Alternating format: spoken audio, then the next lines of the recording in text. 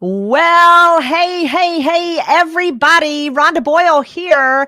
And I am excited to be bringing you an amazing coach, Jayne Jenkins. Good to see you today, Jayne. Thank you, Rhonda. Thank you for having me. Great. So, this is Coach Talk TV. And let me tell you a little bit about us. Jason Baffrey is not with us today because we have been having technical blah, blah issues all morning long. And finally, because we have Jayne here, I am going to move forward without him. I hate it. But Jayne, let me introduce you to our audience because they're going to want to know who you are. You have got 23 years of leadership experience in Fortune 500 companies, and you're also a certified executive and strengths coach. You are the CEO of Churchill Leadership Group, which is a global professional development organization providing strengths accelerated solutions to companies who are ready to increase their organizational leadership and team capability and performance. So glad to have you here. Thank you. I'm excited to You be here. bet. I know. And so we have got a crazy world going on around us today. And one of the things that I really absolutely believe is that coaching is going to be one of the amazing solutions that is going to make all the difference in the world for companies who choose to employ a coach. Wouldn't you agree? Well, totally sold on coaching. I've been coaching for over, 23 years in corporate, but the last 8 in Churchill, so over 31 years focusing on leadership. And I learned to coach about 20 years ago. So I've really seen firsthand, I've always got a coach, so I can see what it does for my growth and my ability to move forward better and what it does for our clients. So yeah, whether it's one-on-one coaching, group coaching, team coaching, building a coaching culture so that leaders know how to coach. All of the above are incredibly powerful, Rhonda. They really are. And I think that it has, coaching has been around forever in sports, for example, in sports industries. And so I think it's really kind of coming into where more and more people are recognizing that no, coaching is not just for sports.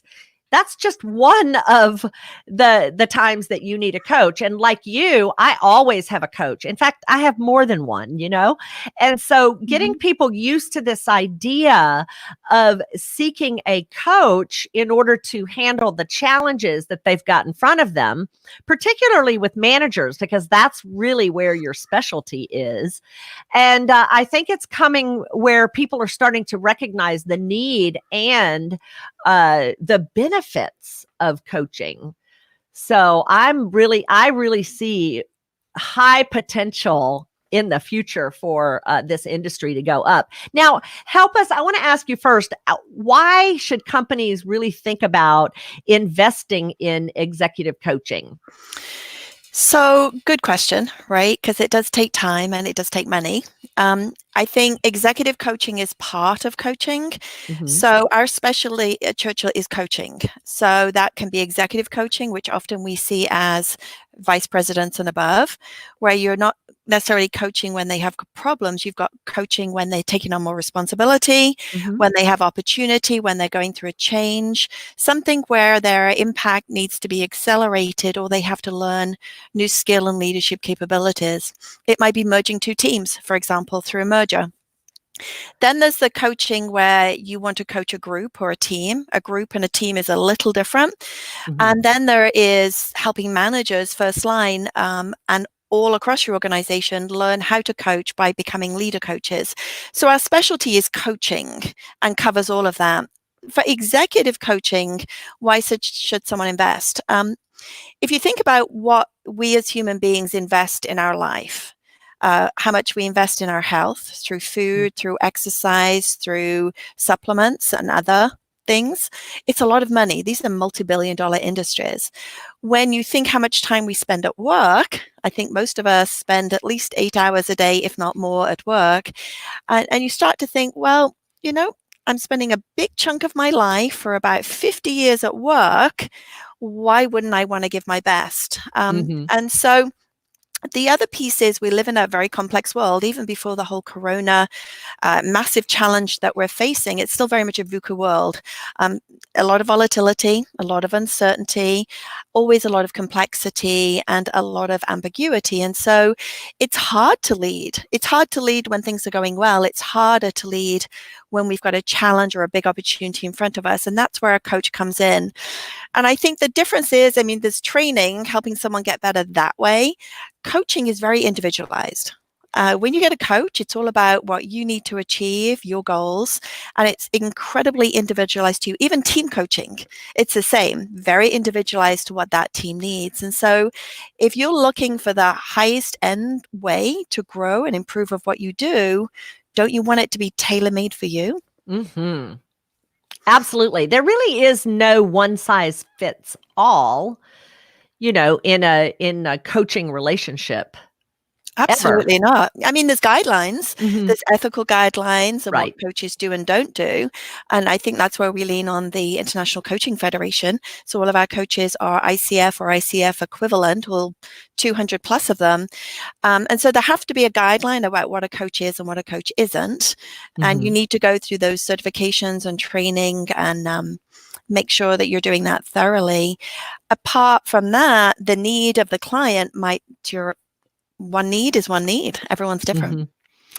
Yes, and I'm glad you brought up like ICF and other organizations. There's several organizations that actually help coaches become certified in the real ethical understanding.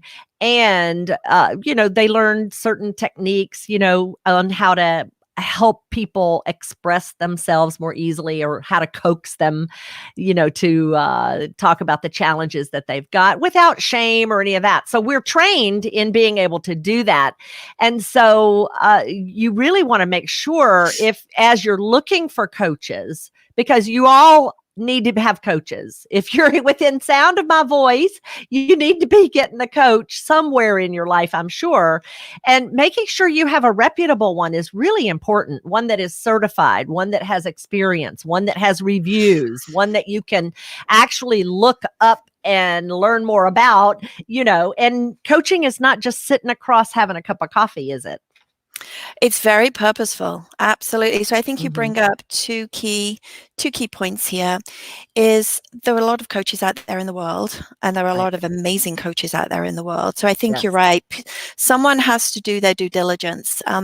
Typically with executive coaching, if we work with a lot of Fortune 1000 corporations and the US government, and typically people don't Google and find a coach. They ask someone that they trust, do you know of a coaching organization? And that's how often we get used, that people refer the Churchill Leadership Group, or they'll ask a friend, have you ever had a coach? Who would you recommend? So it's a very much a reputation, referral, trust built way of getting a coach. And coaching itself is ingrained in trust. It's about creating a very safe environment, non-judgmental environment, but also a high accountability environment where the time that you spend with the coach and coachee together is very purposeful, which is the second part of what you said.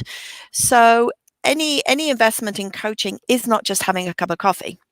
It's very well thought out in advance in terms of the goals for coaching and why they're important and what good looks like and how we will measure that, and putting a coaching plan in place. And when we do it in the corporate world, it's very much ingrained with sponsors and stakeholders so that whoever's getting coached has consistent, meaningful feedback and support along the way to know that they are making progress along with the coaching from the coach.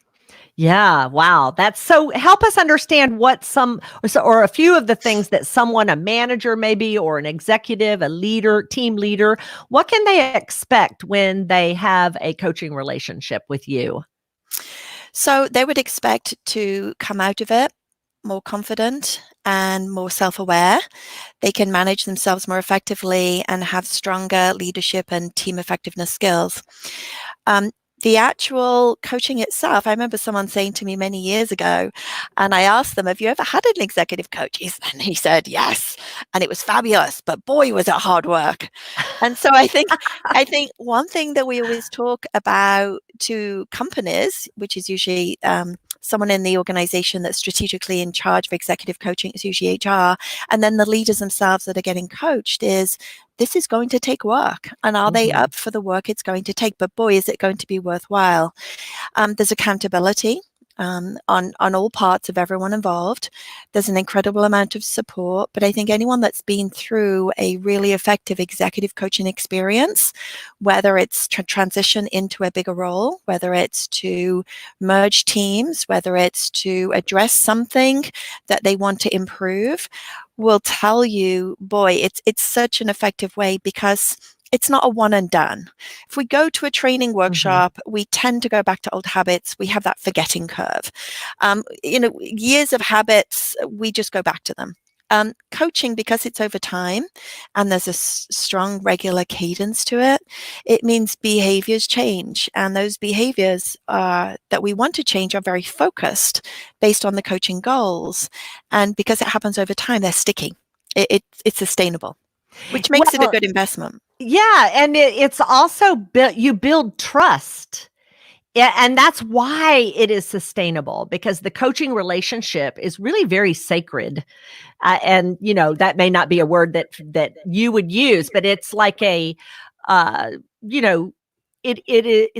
has to be trust and confidentiality and all of those things, because someone that we're working with has to be able to share openly about the real essence of the challenge, and then the coach has to be able to go bink bink bink. Yeah. And then we get to what the real challenge is, and that's the magic that coaches bring to the relationship, because if I can express it in this way, we are tied to your success, and yet we don't tie ourselves to that. Like help me explain that, because that didn't come out right. We want you to be successful, but we are going to push you to own your own success. How's that? Yeah, I think one of the things that's really important when someone wants to go into coaching, or someone at work suggests that you have a coach, is you have to be coachable. And that can mean lots of different things. The first is you have to be willing to explore and be willing to grow. You have to be willing to be a little vulnerable to work through some of those hurdles that it takes to grow, right? We always talk about once you're outside of your comfort zone is where you grow. The beautiful thing about coaching, it gives you that safe space. So for example, in executive coaching in the corporate world, you will define goals, typically along with your manager, because they are supporting and paying the bill. And so the goals are transparent. Everyone knows what the goals are, but the actual coaching sessions with your coach are safe and confidential. Right. And so that's where trust is so important, because if, for example, Rhonda, I was coaching you and you wanted to really grow in an area that you felt really could accelerate your performance and your ability as a people leader in your organization, we have to just go deep and figure out why you're not doing certain things today and how you can do that, and also have you practice things in the real world and come back and report what worked and what didn't, so we can continue to work on that. So you're absolutely right. The trust with your coach is critical, and it's one of the reasons at Churchill that we don't just assign you a coach. You get to interview coaches based on we do a degree of filtering based on your needs and situation, and then you still get to choose amongst several coaches who you want to work with. And we call those chemistry calls, because you get a feel straight away, I see myself working with this person. I felt an initial ability to trust them. And that's almost like that sixth sense that we have chemistry to find the best coach. Yeah, that's great. And I do recommend that people interview and follow several coaches so that you start to understand what their style is, and whether or not there's a fit, because that's essential. That trust factor is essential. And if if there's not the right chemistry, as you're calling it, then it's, you're not going to get the results that you're expecting, which tell me the results that you usually see for some of the people that you work with. Yeah, so we're constantly looking at ways to measure success when it comes to coaching, and we've got a strategy in place, which we don't have time to talk about all of that specifically, but I think it's really, really important up front at the start of the coaching engagement with sponsors, stakeholders. If you're doing this through your corporation, or if you're just paying for coaching yourself, it's really important up front to understand why you want coaching, the outcomes you wish to get from it, and clearly define how that looks different to today and how we'll measure that progress. So measuring success is critical, and one way we measure success is delivery, achievement of the goals that you put in place. And so we've got several things in place throughout the coaching engagement, which is typically 6 months, to ensure measuring that success. So we use those as measures, and usually the achievement of the goals is very, very successful. Then there's testimonials around what the coaching experience and results meant for the leader. And then there's the ability, the desire to refer your coach or the Churchill Leadership Group to others. And so those are some of multiple things that we use in terms of measuring success. Then there are the larger studies, such as the ICF and other coaching, large global coaching organizations do. And many times it's about 90% recommendation that we would do coaching, or there are studies where it's a couple of 100% over ROI in terms of the investment. ROI is very difficult to measure because there are so many other factors involved, usually in the business, in terms of return on investment, that are happening on a project that a leader's working on, right? Very rarely is one leader working on one project and I'm going to invest this much in coaching and we delivered on this product. There are so many people involved. So right. ROI is hard to measure, but it's doable. What's really measurable are the goals, the SMART goals that you put in place, and the experience.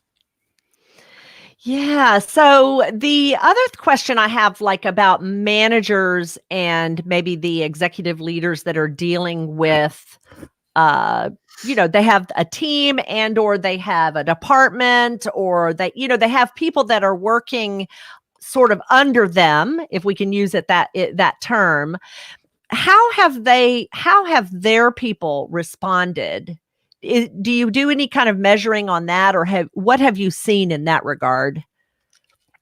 So we've done a lot of work there. We have a big program called Leda as Great Coach, where we work across an organization or a department and help their leaders learn to build a coaching culture, which can sound a little fluffy. What that means is have a desire to coach, know how to turn on a coaching mindset, and are coaching on a regular basis with the intent of helping their employees become more engaged, helping their employees grow, and helping them deliver on strategy and achieve the organizational goals. So it's very purposeful. Like there should be a business strategy tied to why you want your leaders to be able to coach. So that really shifts a manager from more of a directing, telling approach to leading people, to more of an empowering coaching approach to leading people. But of course, and this is where I started, about 30 years ago now, learning to coach, is that at times, even if I'm a leader coach in a corporation, I've learned how to coach. At times I will train, at times I will mentor, at times I will direct, because that's my role. But adding coaching to your toolkit is incredibly important nowadays, because that's what our employees want. So when we do those programs, going back to your question, coming full circle, is we want the employees to be coachable. So you can't prepare the leaders in a vacuum and expect them just to go out and do something different, because employees will be like, well, what's wrong with her? She's different. Why is she out here? Right. And so you have to work with the employees and bring them into the mix. And usually they may not call it coaching, but they do want to feel empowered. They do want to grow. They do want to be able to think for themselves with the support of their manager. And so you start to help employees understand what we're doing as an organization, how they can be coachable, how they can support their leader, how they can give their leader feedback as they're coaching them. So it becomes a true collaboration and partnership. Does that answer your question? It does. And to springboard off of that, a question that I have, and I want to know what your experience is there, would you say that there are, is any kind of generational trend towards coaching where some generations are like, no, thank you? Because I've been finding that. Tell me what your experience has been in that. Not generational. I think some people, regardless of generation, have a growth mindset or a fixed mindset. And some people aren't even aware of where they are. And maybe it's situational. Right. Maybe at times we all have a fixed mindset. Maybe at times we all have a growth mindset. So we don't see it so much across the generations. Everyone wants to say, yeah, millennials want coaching. Millennials want to be empowered. Millennials want lots of feedback. Well, you know what? I'm Generation X. I want all of that as well.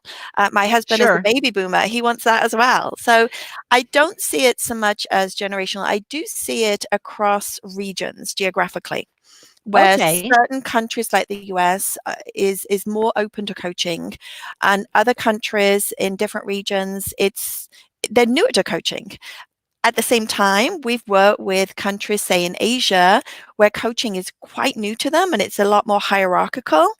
And they are the ones that have shifted like you wouldn't believe. Wow. And love it. And I think the key is helping them understand that this isn't just being a nice manager. This is purposeful and will help us deliver on our business and at the same time engage and grow and retain our great talent. So I think you really have to connect it to the strategy of the business and the purposefulness of coaching. And we have seen some incredible successes. Yeah, it's not just about helping your manager be nicer. Yeah, right. And I think some people have that, right? Instead of telling them, I'm going to ask them. And so I'm just, no, that coaching is nothing. Coaching is not fluffy. It is very purposeful. It is very based on results, and it's hard work. It's hard work to learn to coach. It's once you know how to coach, though, it's not difficult to coach as long as you do it on a regular basis. Because like any practice, like a physician, it's experiential. You get better over time if you continue to practice it and keep investing in yourself. Yeah, absolutely. Let's check in with a couple of people from our audience. Sheena Fleener has chimed in, and then Kristen Clark, she says she's agreeing that the coaching relationship is sacred. They are allowing us into their lives and telling us things that they have not even shared sometimes with their families and close friends. True story. Yeah. And then Peter Balo is coming in from, I think, Slovenia. Hey, Peter, you're making us international today. He says change is systematic and needs to be tied to the overall maximizing human potential direction. And it starts with the CEO. What do you think, Jayne? Yeah, I'm a certified change management coach by ProSci, which is a global, very well researched methodology to coaching. And I think that definitely based on ProSci research with ADKAR, there's a very systematic way to empower successful and sustainable change. So I totally believe that. I'm not sure executive coaching starts with the CEO. Coaching might start there, but rarely is executive coaching or coaching across the organization unless they really want to build a coaching culture. And we do a program such as Leader as Great Coach. I do believe it starts with leadership because ultimately coaching is about growth.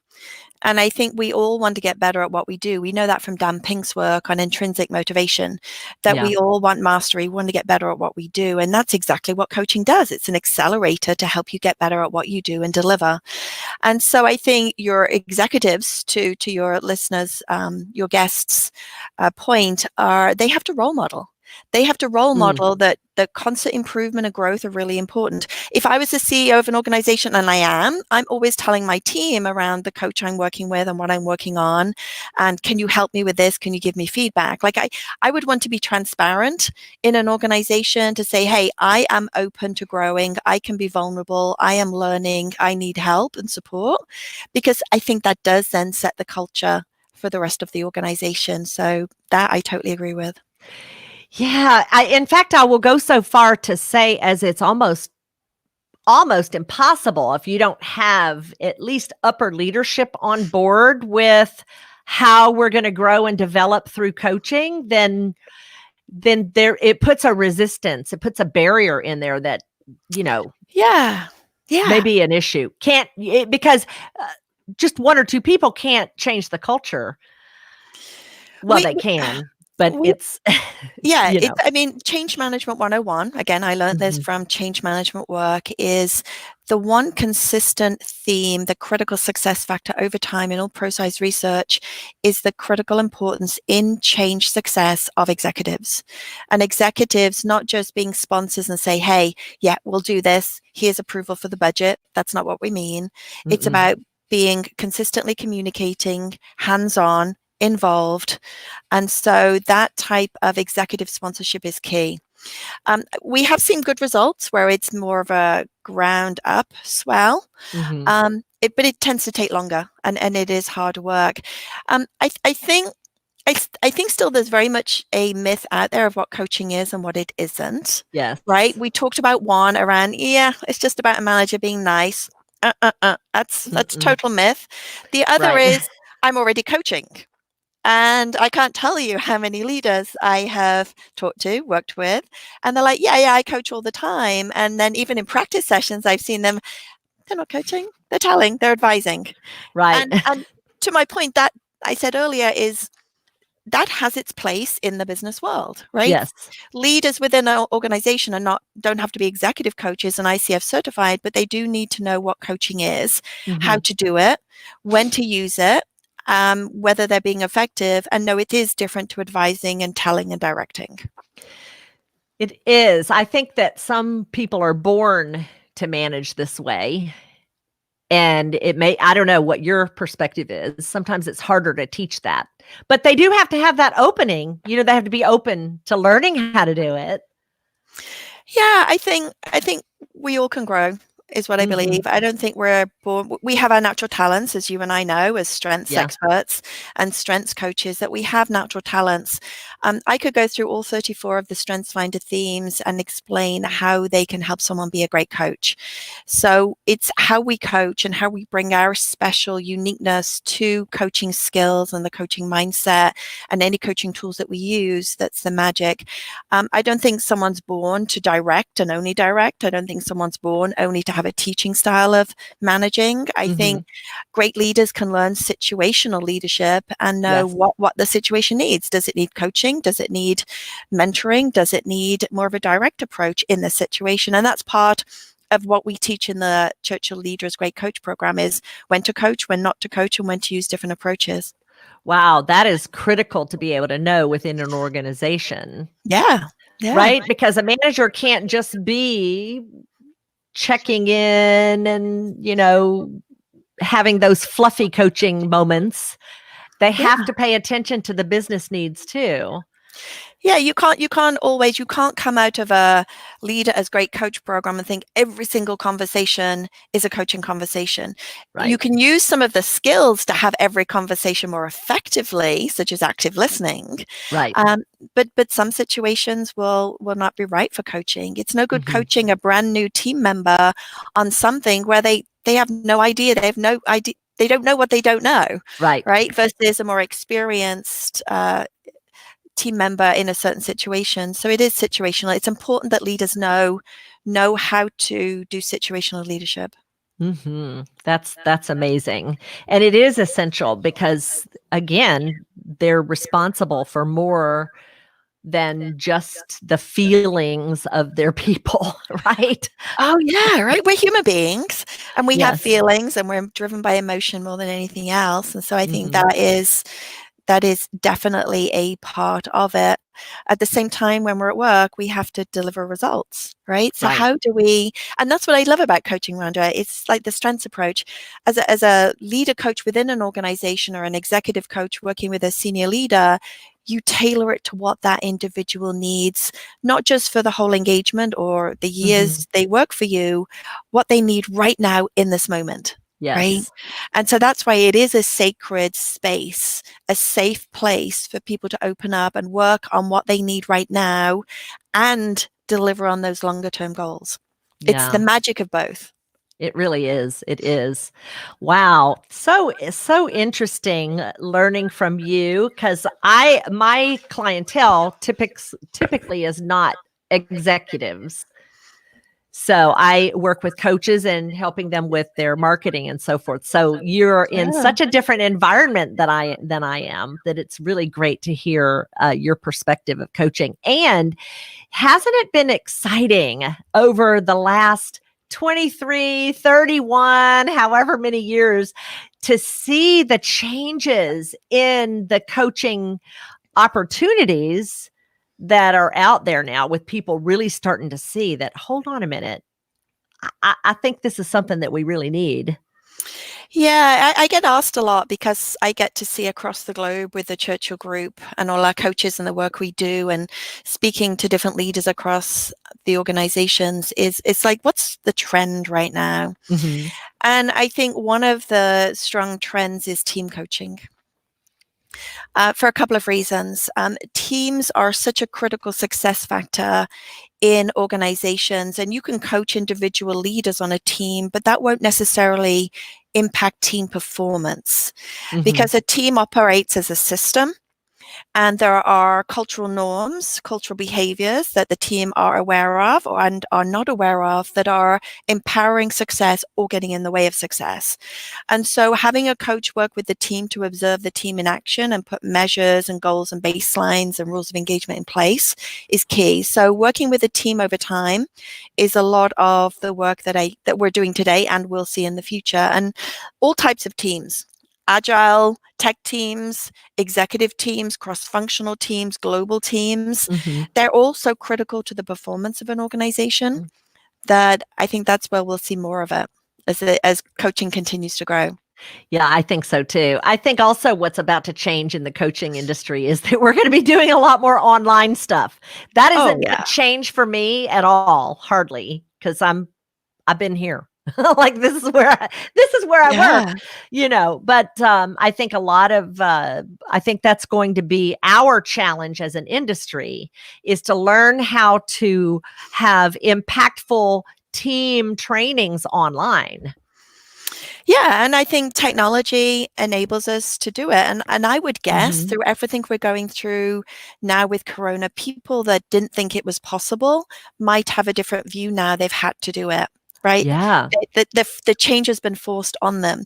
So we've even got free webinars. I can share the link with your audience later around how to lead a virtual team, how to lead with the type of leadership that your employees need right now: more compassion, more stability, trust, and hope. The four Gallup needs that have been proven. And so things have to change, and leaders are. This change has been put on top of us. And we have been coaching virtually using Zoom for several years. And we still tend to like that in-person initial, a coach will visit the leader's office for that first. But after that, even the leader's quite happy to do it virtually. And we're seeing more and more team coaching done virtually, because that is how the team operates.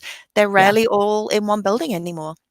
Well, and if they were 3 weeks ago, they're not going to be. So, hey, come on, coaches need to get with the program and start getting their stuff online. So absolutely, I agree. And if we have coaches who check in here, which they do, I would love for you to share your resources in the chat box when we're over. Be sure to go in. In fact, I do want everybody to know how they can reach you. We want them to be turned on to you. So give us an idea of where is it, Churchill? Help me out here. Yes, it's www.Churchill Leadership Group. And there we have lots of free resources. We have lots of blogs, webinars, as well as more about we don't have 200 coaches on the site. I think we have about 50 coaches on the site, and our programs in organizational leadership and team performance solutions. So you can sign up, follow us, and get in touch with us. Thank you, Rhonda. Yes, absolutely. It has been just delightful to have you here and to talk about such an important issue, really, of coaching, executive coaching, management coaching, really helping companies now that we have a new world coming. If y'all don't think so, you better rethink that. And then how you can pivot and really start to improve your situation as we move into, really a new way of doing business. I think coaches are something everybody needs in their back pocket, Jayne. Yeah. I mean, the Yeah. reason we started the Churchill Leadership Group back 8 years ago now was to enable talent to thrive. And it was because I've always loved my job. I've always found opportunities to grow. Yet many people around me just either didn't like their job, felt it, but they feel there's so much more to them. And that's why I'm a strengths advocate. And I think strengths, along with coaching and learning journeys that we do, really do empower that untapped talent to thrive. And I know that's something you truly believe in, Rhonda. Absolutely. I think we all have untapped talent, and now's the time we need to be tapping into as much of it as we can. And why wouldn't we, right? That's right. It's there. It exists. Why wouldn't we? Why wouldn't we? What a great question that we need to ask. So anyway, Jayne, thank you so much for being here today. And for those of you who were looking for Jason Baffrey, he has had some technical blah, blah, something going on. And we call that a hashtag first world problem. And we will be back tomorrow, though, because we have more guests coming up this week and next week on our Discover Coaching series. So thank you for joining us, everyone. And Jayne, thank you. And we will see you next time. Thanks, everyone. Bye. I'll see you in the green room, Jayne.